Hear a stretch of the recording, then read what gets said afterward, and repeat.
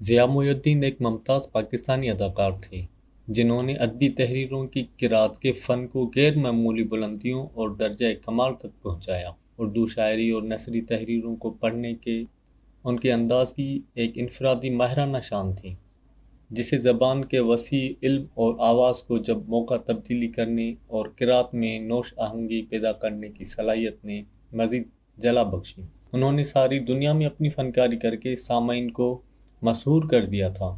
ضیاء محی الدین برسوں تک پاکستانی اور برطانوی سینما اور ٹیلی ویژن سے اداکار، قرأت کار، ڈائریکٹر اور پروڈیوسر کے طور پر وابستہ رہے۔ ضیاء محی الدین برطانوی ہند کے لائے پور، حالیہ پاکستان کے شہر فیصل آباد میں 20 جون 1931 کو پیدا ہوئے۔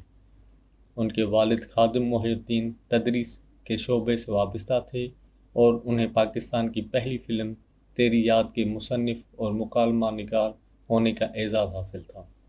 ضیاء محی الدین نے 1949 میں گورنمنٹ کالج لاہور سے گریجویشن کیا اور مزید تعلیم کے لیے پہلے آسٹریلیا اور پھر انگلستان چلے گئے، جہاں انہوں نے Royal academy of theatre arts سے وابستگی اختیار کی اور صداکاری اور اداکاری کا سلسلہ شروع کیا۔ 1956 میں وہ پاکستان لوٹے، لیکن جلد ہی اسکالرشپ پر انگلستان واپس چلے گئے، جہاں انہوں نے ڈائریکشن کی تربیت حاصل کی۔ 1960 میں جب اے ایم فوسٹر کے مشہور ناول اے پیسیج ٹو انڈیا کو اسٹیج پر پیش کیا تو ضیاء محی الدین نے اس میں ڈاکٹر عزیز کا کردار ادا کر کے شائقین کی توجہ حاصل کر لی۔ 1962 میں انہیں فلم لارنس آف عربیہ میں کام کرنے کا موقع ملا تو انہوں نے اس فلم میں بھی ایک یادگار کردار ادا کیا۔ بعد ازاں انہوں نے تھیٹر کے کئی ڈراموں اور ہالی ووڈ کی کئی فلموں میں کردار ادا کیے۔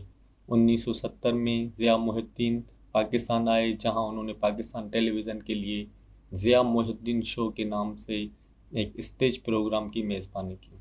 اس اسٹیج پروگرام نے مقبولیت کے نئے ریکارڈ قائم کیے۔ پاکستان پیپلز پارٹی کے حکومت کے دوران انہیں پی آئی اے آرٹس اکیڈمی کا ڈائریکٹر مقرر کیا گیا۔ اسی دوران انہوں نے ناہید صدیقی سے شادی کر لی۔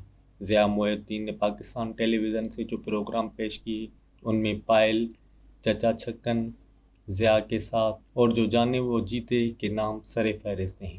اردو ادب کے فن پارے اپنی خوبصورت آواز میں پیش کرنے کے بھی اختصاص رکھتے تھے۔ 2004 میں انہیں کراچی میں national academy of performing arts کا ڈائریکٹر مقرر کیا گیا، جہاں وہ آخر تک خدمات انجام دیتے رہے۔ 2012 کو ہلال امتیاز اور ستمبر 2021 کو 2012 کو ہلال امتیاز اور ستمبر 2021 کو صدر ایمریٹس کا اعزاز دیا گیا۔ 13 فروری 2023 کو کراچی میں 91 برس کی عمر میں وفات پا گئے۔